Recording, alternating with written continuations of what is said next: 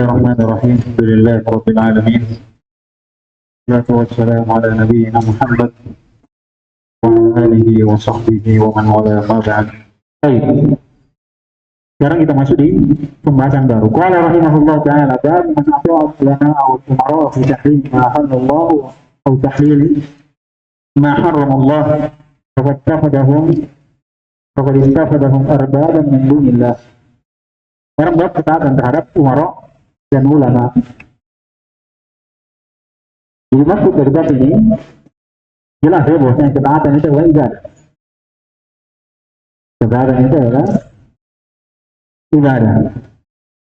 Dan ketaatan dikatakan ibadah kalau tidak taat pada perintah Allah SWT dan Rasulnya. Dikatakan ibadah ketika kita mentaati Allah SWT dan Rasulnya. Ini pokok pondasinya. Ya. Ketaatan kepada yang lain dibangun dari ketaatan kepada Allah SWT itu ibadah. Jadi pokok asalnya adalah bagaimana kita taat kepada Allah SWT. Kita taat kepada pemerintah. Itu dibangun di atas apa? Ketaatan kepada Allah dan Rasulnya. Ketaatan kepada Allah. Jadi pokok utama adalah ketaatan. Jadi ketaatan dikatakan ibadah kalau ini adalah ketaatan kepada Allah SWT dan Rasulnya. Oleh karena itu dikhususkan pada bab ini tentang ketaatan. Dan ketaatan di sini jadi fokusnya pada ketaatan terhadap penghalalan dan pengharaman. Bahwasanya kita tidak taat kecuali apa yang Allah haramkan dan apa yang Allah halalkan. Kita ikuti dari apa yang Allah SWT perintahkan kepada kita. Ini haram tinggalkan dan ini halal tidak ada masalah. Seperti itu. Kemudian dikatakan di sini, man atau al ulama al umara. Dikhususkan dia ini karena ini berlalu ya. Kata Nabi SAW dalam hadis riwayat dari Al-Barsani. Di situ disebutkan bahwasanya Nabi SAW takut kepada terhadap umatnya dari a'immatul mudillin. Ya kan? A'immatul mudillin itu berapa? Kemarin ada 3. Pertama, ulama, ubat, umara. Perhatikan. Ini yang ditakutkan. Karena 3-3 ini memiliki pandangan di sisi manusia dari ubat juga dari umat ibadahnya, ibadahnya. Allah. Ada yang berpikir dengan ibadah. Ya. Seperti Muhammad bin Karram, kalau tidak salah namanya. Dari Karramiyah. Ini bagaimana dia? Diikuti oleh banyak orang karena kezuhudannya saja. Dia tahu bahasa Arab. Disuruh tasyahudnya pakai bahasa Indonesia. Iya. Ditanya sama Malik, di mana antum belum ambil ilmu? Antum belajar di mana? Guru mana? Antum baca apa? Saya tidak belajar, saya tidak baca buku. Terus wahyu dari Allah. Perhatikan. Maka raja bilang, coba tasyahud. Saya tidak baca bahasa Arab. Lalu bahasa Ibranianya. Kemudian disebutkan, beliau dari Fursan, ikut bersamanya 80 orang lebih. Ditanya kenapa ikut? Karena kezuhudannya. Ya. Obat. Karena kezuhudannya. Ya. Dan masyhur ya, antara obat dengan alim di kisah 99. Pembunuh 99 nyawa. Bagaimana kisahnya? Baik, maka dikhususkan dari ketaatan umara di sini dan ulama, karena mereka punya kedudukan di sisi manusia. Umara dari didengar dengan dia adalah pemimpin, dan ulama didengar karena dia adalah seorang yang alim, dikenal dengan orang yang mengerti tentang agama. Jadi kekhususan dari 2 hal ini. Lalu man ata'a al-ulama wal umara fi tahrim ma ahallallah wa tahlil ma harramallah. Kata beliau, faqad ittaqadahum arbaban min dunya. Kalau dia anggap dia menjadikan dia taat kepada umara dan ulama pada hal yang menyeluruh syariat, penghalalan pada apa yang diharamkan atau pengharaman pada apa yang dihalalkan, maka diberi kepada ittaqadahum arbaban min dunillah. Ini menjadikan arbaba min dunillah tandingan. Pertama, karena siapa yang menjadikan seperti ini taat kepada umara dan ulama pada hal yang menyelisih syariat, maka dia telah menganggap mereka ini adalah orang yang membuat syariat bersama Allah. Dan tasyri' itu pada hak Allah semata. Ini yang pertama. Jadi mereka dikatakan telah menjadikan tandingan untuk Allah karena mereka menganggap ulama dan umara ini adalah musyari'in ma Allah. Orang-orang yang membuat syariat bersama Allah, dan tasyri' itu adalah hak Allah SWT. Ini yang pertama. Yang kedua, karena mereka telah mengedepankan ketaatan kepada mereka dibanding ketaatan kepada Allah Subhanahu wa Ta'ala. Dan sudah lihat ya, ketaatan itu adalah ibadah. Dasarnya adalah ketaatan kepada Allah Subhanahu wa Ta'ala. Ini itu berbeda. Nah, ini itu dilihat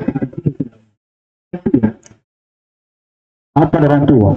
Itu karena kita taat kepada Allah. Allah merintahkan kita untuk taat. Kata pemerintah. Ya. Dan selainnya itu dibangun di atas ketaatan kepada Allah Subhanahu wa Ta'ala.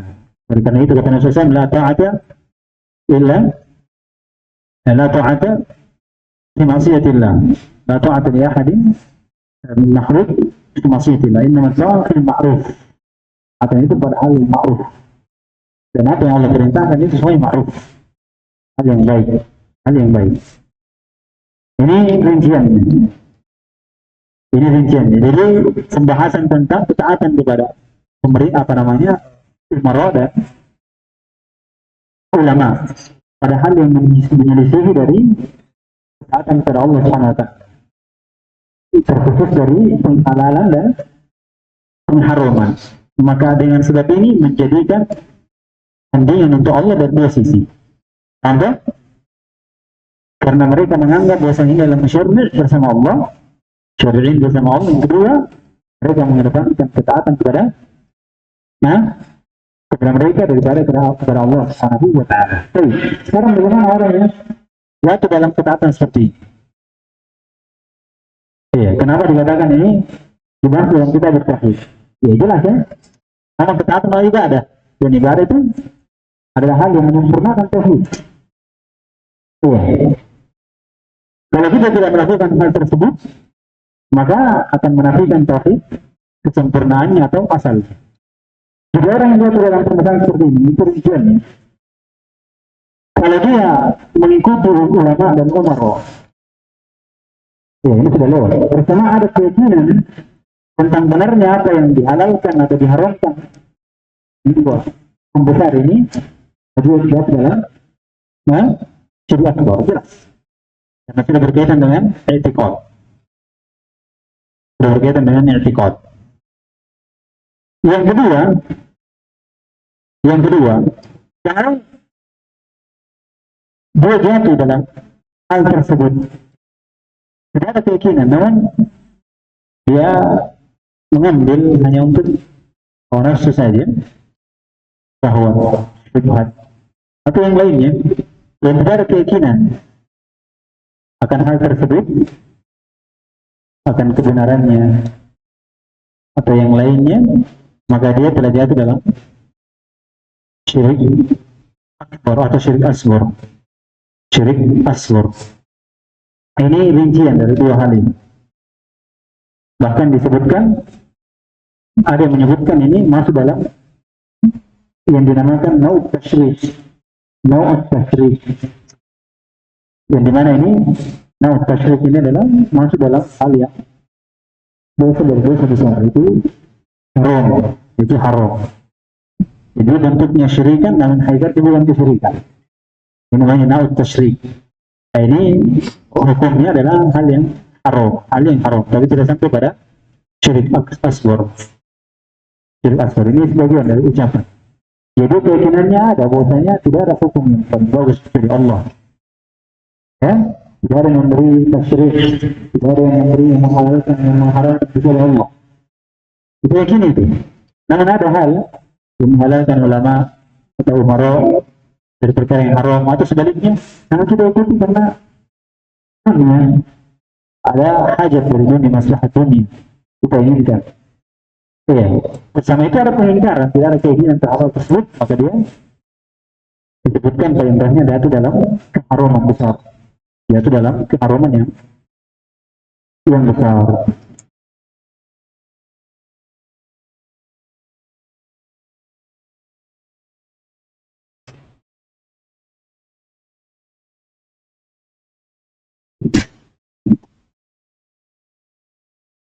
Baik. Qala rahimahullah ta'ala.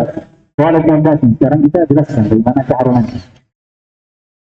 Keharaman dari hal tersebut dapat menafikan asal tauhid atau hal tauhid. Qala وقال ابن عباس رضي الله تعالى عنهما يوشك أن تنزل عليكم حجارة من السماء أقول قال رسول الله صلى الله عليه وسلم وتقولون قال أبو بكر وعمر. Ini dari pertama disebutkan dari beberapa syurah bahwasanya ucapan Abbas ini itu mungkin ditabir dengan makna oleh Syekh rahimahullah. Dan telah datang dari Ibnu Abbas dengan lafaz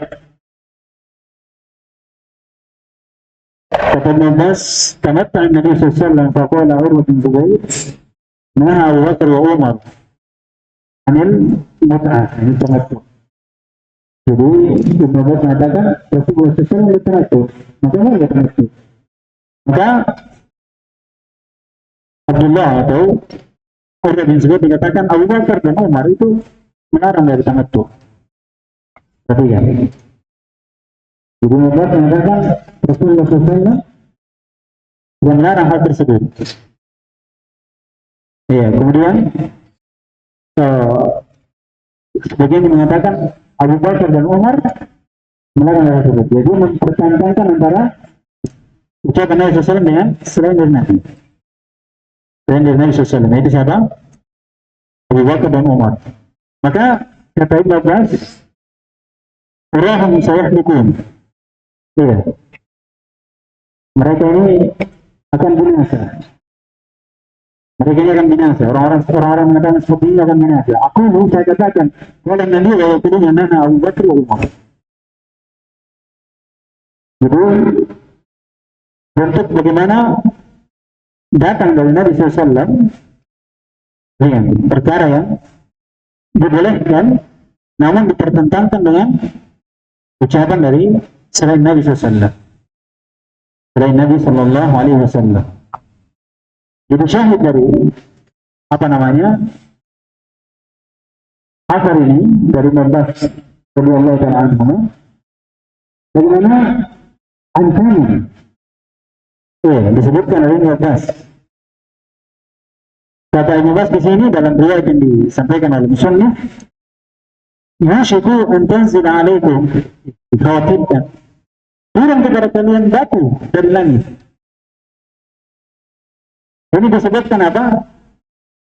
Karena telah tetap dari Nabi SAW, namun kalian mempertentangkan dengan ucapan dari selain Nabi SAW. Nah, ini maksudnya artinya tetap dari ketaatan kepada Rasulullah SAW, namun kalian malah menyelisih dari Nabi SAW melalui apa? Melalui ucapan dari Abu Bakar dan Umar.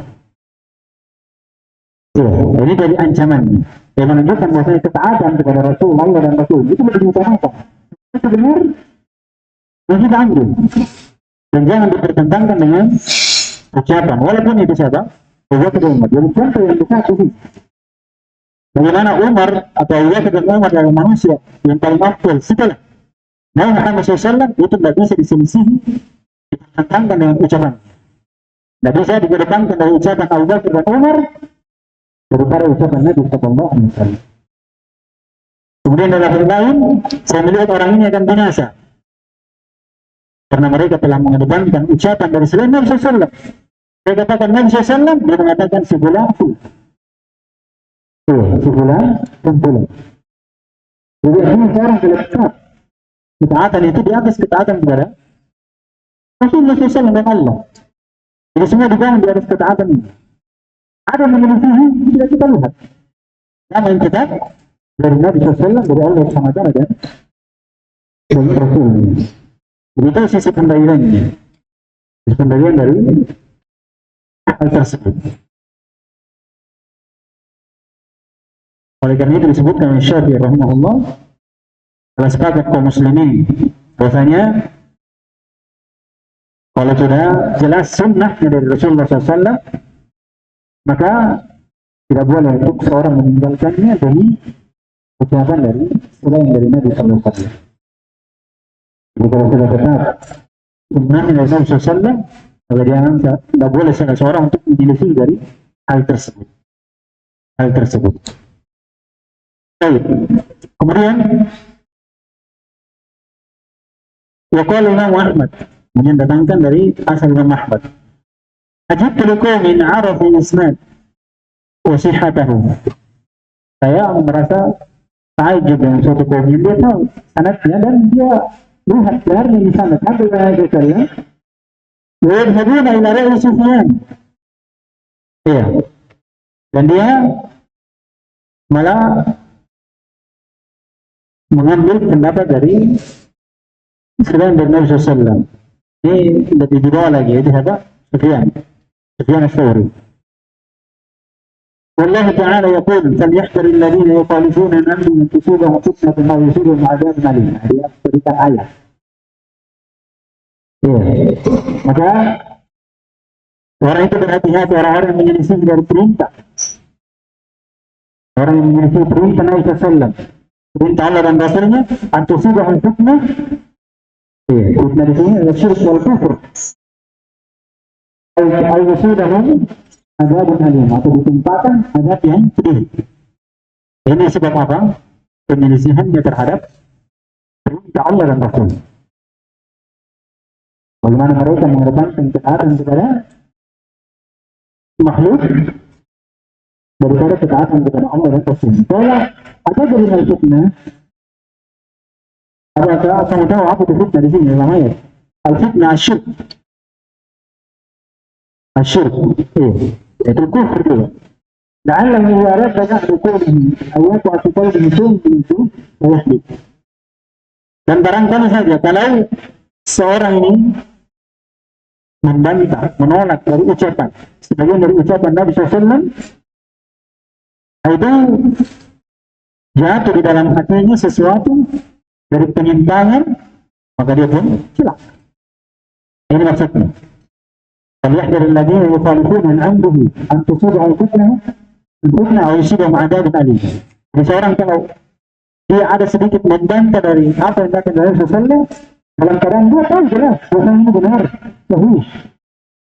Ini artinya sudah tidak ada hujjah, dia tahu, ya kan? Namun dia menolak dan mengambil ucapan yang lain. Ini berarti apa? Mengedepankan ketaatan pada orang lain daripada ketaatan Allah kepada Allah dan Rasulnya. Dan ini disebutkan ancamannya apa?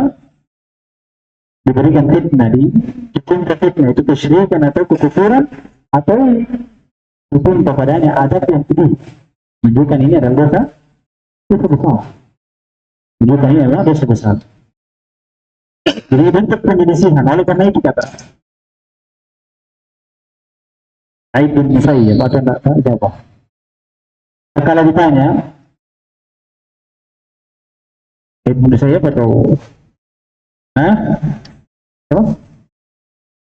Ibn juga. Kalau ditanya apakah Allah mengajar saya dengan salat pin? Apa itu? Ibn Musayyib ya? Iya. Lalu apa jawabannya? Allah tidak mengajar untuk sholat. Tidak ada. Sholat itu bukan masalah besar. Ibadah. Tidak ada orang, Allah tidak menghadap orang kalau sholat, puasa, sedekah, haji, tidak ada. Dan Allah menghadap karena menyelisih sunnah Rasulullah SAW. Itu saja. Iya. Jadi orang sholat, tidak ada yang diadab.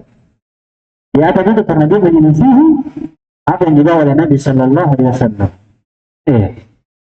Jadi kalau selama itu benar datang dari Rasulullah SAW, kita ambil. Iya. Kita ambil, senang atau tidak, kita terima apa yang telah disyaratkan oleh Allah SWT dan Rasulnya. Kemudian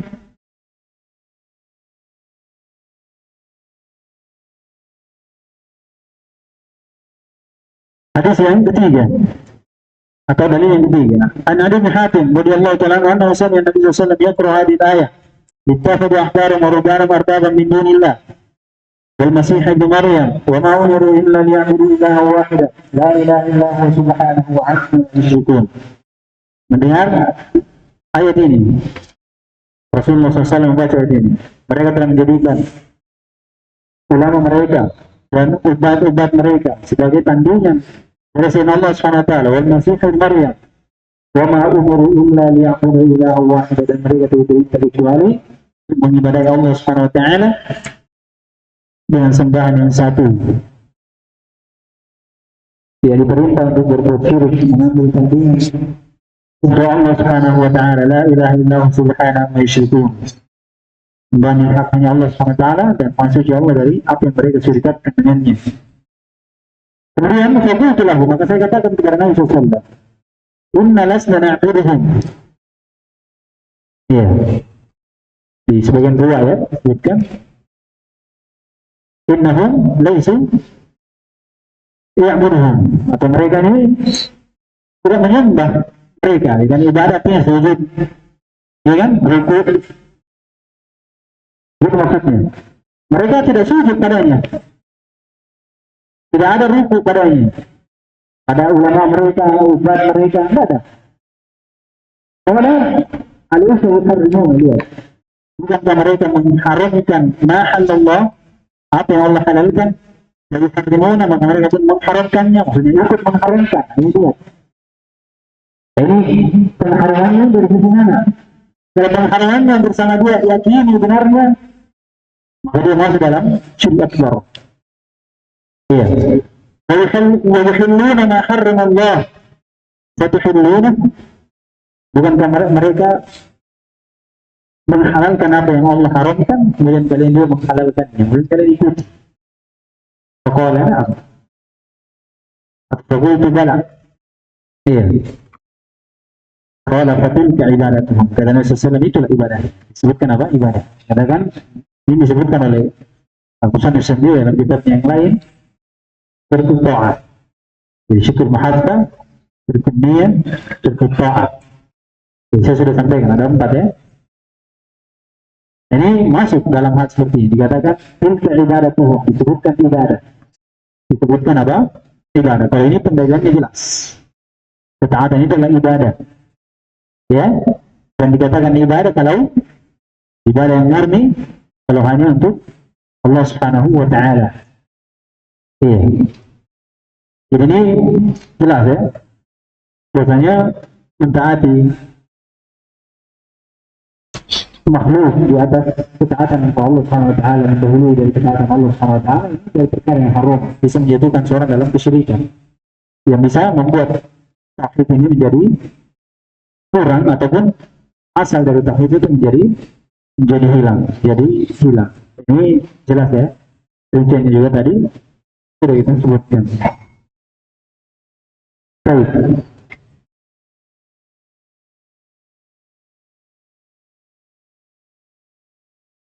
Kemudian kita baca dari masail sedikit. Bisa ini, kita ambil dulu. Mana naiknya? Nanti yang naik baca.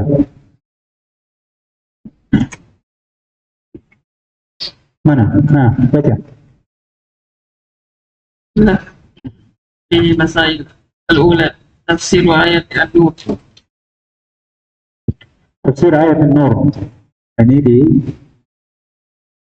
falyahdharil ladzina yukhalifuna an amrihi an tusibahum fitnatun aw yusibahum adzabun alim. Itu penyelisihan. Bagaimana? Jadi seorang menyelisih dari perintah Rasulullah SAW, karena dikhawatirkan ditimpa musibah, kesyirikan, kekufuran, atau diberikan azab yang pedih. Menunjukkan menyelisih dari perintah Rasulullah, ketaatan kepada Rasulullah ini adalah hal yang dianggap dosa besar. Itu masuk dalam syirikan, syirik akbar atau syirik asghar, atau sebagaimana disebutkan nau tasyrikin, dikatakan nau tasyrikin, itu cara yang haram. Nah, Saniyah tafsiru ayat Bara'ah. Ayatul Bara'ah. Istiqad wa akhbarum urufbana wa arba'am min dunillah. Dikatakan ini Poinnya menjadikan arba'in min dunillah karena ketaatan mereka pada hal yang halal menghalalkan yang haram dan mengharamkan yang halal, dikatakan tilka ibadatuhum. Jadi itu adalah ibadah yang menjadikan tandingan untuk Allah Subhanahu wa taala. Ini sangat jelas dalilnya. Nah, الثالثة التنبيه على معنى العبادة التي أثرها علي. di sini ada perhatian terhadap makna ibadah yang diingkari oleh Adi bin Hatim. Jadi Adi bin Hatim menganggap bahasanya ibadah itu sujud rukuk saja. Oleh karena itu mereka lasna, inna lasna na'buduhum. Artinya kan tidak sujud kepada mereka. Kenapa? Disebut mereka menjadikan tandingan untuk Allah.